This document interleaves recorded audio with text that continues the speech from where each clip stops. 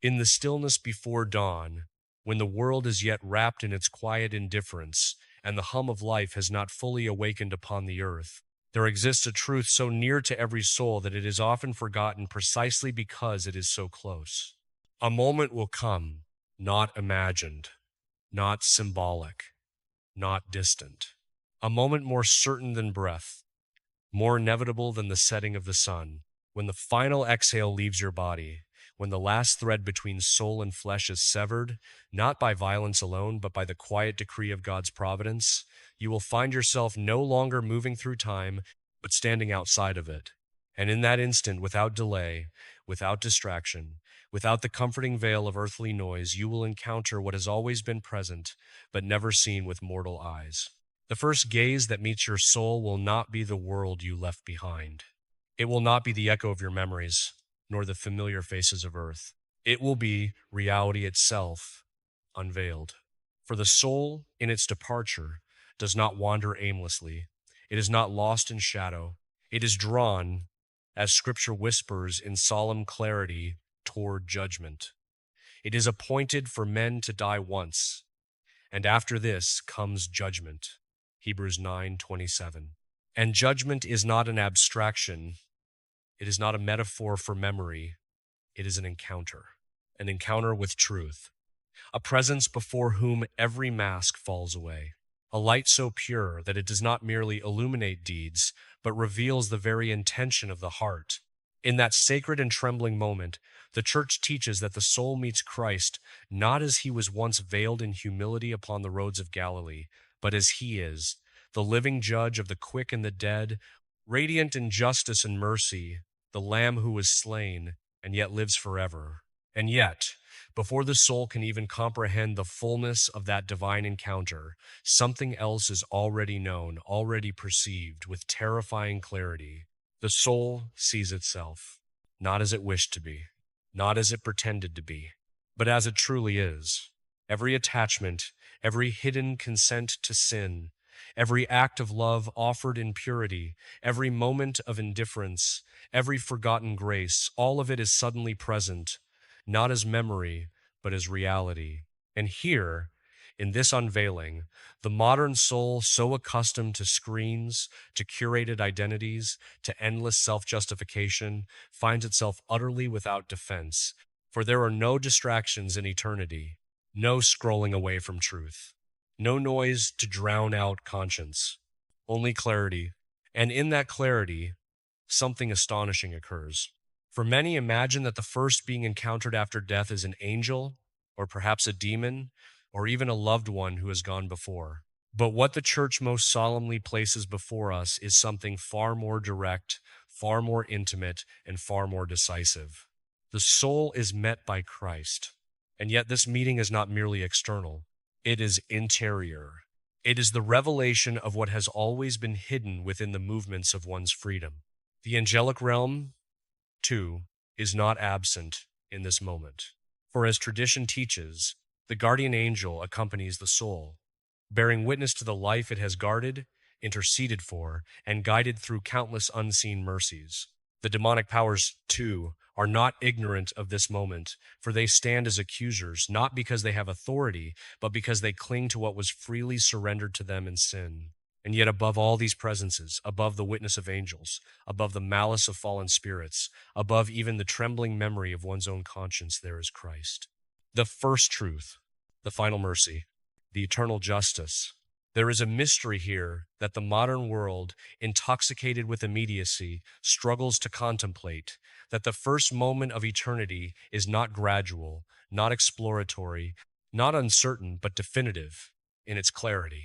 The soul does not adjust to truth. It is revealed to it, like a flame suddenly igniting in a darkened chamber, revealing every corner, every hidden object, every dust-covered reality that was always there but never seen. And in that light, the question that defines all of existence is answered not by words alone, but by what the soul has become in relation to love. Have you loved God above all things? Have you allowed grace to transform you? Have you returned to Him the breath He entrusted to you? Or have you lived as though reality were smaller than it truly is? The modern world trains the soul to believe that consequences are delayed, that truth is negotiable, that identity is self-authored. But in that first encounter beyond death, none of these illusions remain. There is only what is, and what has been freely chosen. And yet it must not be imagined that this moment is devoid of mercy. For Christ, who stands as judge, is the same Christ who stretched out his arms upon the cross. The wounds are not hidden. They are the eternal testimony that justice and mercy are not opposed in God, but perfectly united in divine love. The soul, then, is not met by a stranger. It is met by the one who has always been nearer to it than it has been to itself, the one who saw every hidden terror, the one who heard every silent prayer whispered in the night when no human ear was present, the one who remained present even when the soul turned away in distraction, sin, or despair. And in that gaze, terrifying only to what is false, but consoling to what is true, the soul understands that nothing has ever been hidden from God. Nothing, not even the intentions behind its smallest choices. This is why the tradition speaks of judgment not merely as an external declaration, but as an unveiling of truth within the soul itself. The light of Christ does not need to search, it simply reveals. And what is revealed becomes the soul's own confession. In that moment, there is no argument left to make, only truth, only love, only justice suffused with mercy. And as this reality draws near in contemplation, the question begins to press upon the modern heart with gentle but insistent weight. If such an encounter awaits every soul, then how shall one live now, in the fragile passage of earthly time, where mercy is still offered, where repentance is still possible, where grace still flows like an unseen river through the sacraments of the church? For what is most startling is not merely that the soul meets Christ. It is that this meeting has been approaching all along, every mass attended in faith or in distraction, every confession made in humility or hesitation, every act of charity done in secret, every moment of forgiveness offered against pride. All of it has been shaping the soul for that gaze. The first encounter after death is not an interruption of life. It is its unveiling. And so, as this truth begins to settle upon the heart like evening light upon a silent field, the soul is left suspended between awe and awakening, between reverence and urgency, between the life it has known and the eternity it is already moving toward.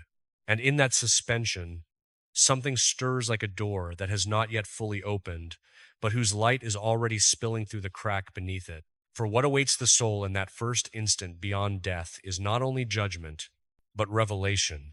And not all are prepared for what revelation will demand. Not all are ready for the silence in which every excuse falls away. Not all are ready for the gaze that does not condemn falsely, but cannot affirm illusion. And so the question remains, hanging in the air like incense in a cathedral long after the Mass is ended. When that moment comes for you, when the noise of the world finally ceases, and eternity breathes its first quiet breath around your soul, who will you find waiting there? And what will your heart already have become in the presence of the one who never left it, even for a single moment? The answer, though hidden now, is already being written in the quiet choices of today. And as this truth begins to press more deeply into the conscience, as though heaven itself were drawing nearer than breath, another mystery begins to unfold just beyond the veil of understanding. A mystery concerning not only who is encountered first, but what the soul itself becomes in that first instant of unveiled reality. And it is there that we must continue. The silence that follows such a question is not empty. It is weighted. It is the kind of silence that does not merely pause sound, but reveals the interior condition of the soul that hears it. For in truth, the question of what the soul becomes in that first unveiled instant is not a speculative curiosity. It is the most personal reality a human being can ever face, because it is not about then, but about now extending beyond itself. The soul is not a static object carried into eternity as though unchanged by passage.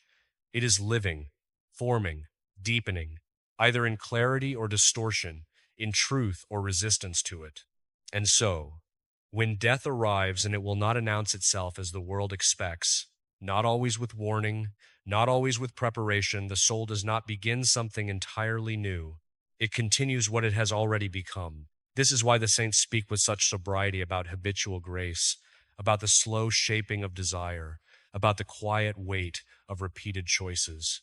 For eternity does not begin with novelty, it begins with revelation. And revelation is merciless only to illusion.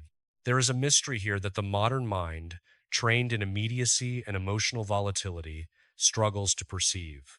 That the soul's first encounter with Christ after death is inseparable from what the soul has been doing with Christ all along. The veil does not change reality. It only hides it until the appointed hour. And when that hour arrives, the veil does not tear violently, it simply ceases to be necessary. Like dawn, rendering a candle irrelevant, not by destroying it, but by fulfilling the purpose of its light. In that unveiling, the soul perceives something both terrifying and profoundly simple. It has always been known, not partially, not conditionally, not with hesitation, but completely. This is where many falter in understanding divine judgment. They imagine it as an external interrogation, as though God must gather evidence. But the tradition teaches something far more profound and far more intimate, that the judgment is the soul's encounter with truth itself, and truth does not need to search what it already sustains in being. And so the first being encountered is not distant from the soul. He is closer than thought, closer than memory, closer than the very act of self-awareness. For in him we live and move and have our being, Acts 17:28. And yet the soul, habituated to distraction, learns over time to live as though this were not so. It learns to divide itself, to present one face outwardly and another inwardly, to speak truth in fragments while living in partial concealment, to treat God as an idea rather than his presence. But in that first instant beyond death, all fragmentation collapses. There is no longer outward and inward. There is only the soul as it is, and the one who has always seen it. At this point, the guardian angel becomes a witness not only of mercy received, but of truth acknowledged. Tradition speaks of these Holy Spirits not as distant observers, but as companions appointed by divine providence to lead the soul toward its end. Every grace accepted, every temptation resisted, every moment of unseen fidelity is known to them with perfect clarity. And yet their presence is not what defines the moment. They bow, as it were, before the weight of a greater presence. For even angels, who behold the face of God in their measure, do not stand in equality before the incarnate Word made judge. And then there is the adversary, not equal, not opposite in power, but permitted to accuse only insofar as the soul has given consent to falsehood.